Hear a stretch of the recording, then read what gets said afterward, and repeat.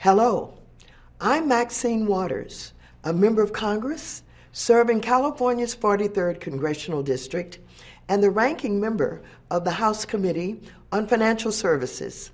Yesterday, Donald Trump had the audacity to call upon people to set aside differences when in reality he has divided Americans in ways no other modern president has done.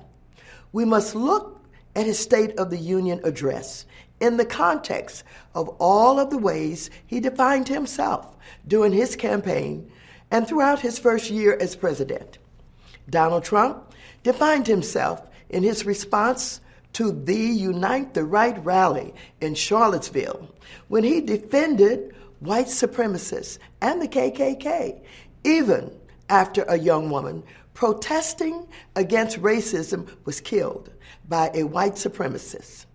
After Trump defended white supremacists, targeted Muslims with his travel ban, described Mexicans as rapists, and mocked people with disabilities, it's impossible to believe him when he tries to declare that he wants to bring the country together.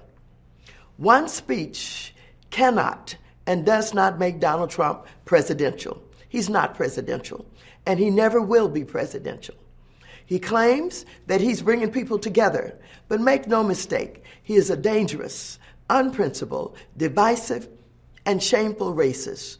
Trump often works to convince dissatisfied elements in our society that all of their problems are caused by people of color.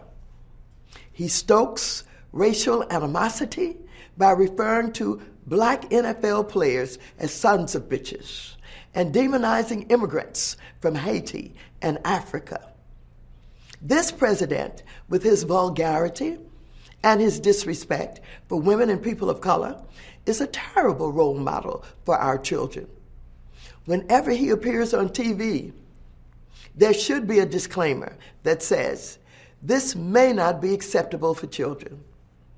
Not only has Donald Trump failed on domestic policy, he is leading us in the wrong direction in the world. He withdrew the United States from the Paris Agreement on climate change, despite the participation of nearly every country in the world. He routinely insults our Democratic allies while showing admiration for dictator Vladimir Putin, despite the fact that Russia interfered with our election and undermined our democracy. He refused to certify the Iran nuclear agreement, which has prevented Iran from developing nuclear weapons. He is isolating us with his inept trade policies, withdrawing the United States from trade agreements without negotiating viable alternatives. My remarks today are not merely a response to this President's State of the Union address.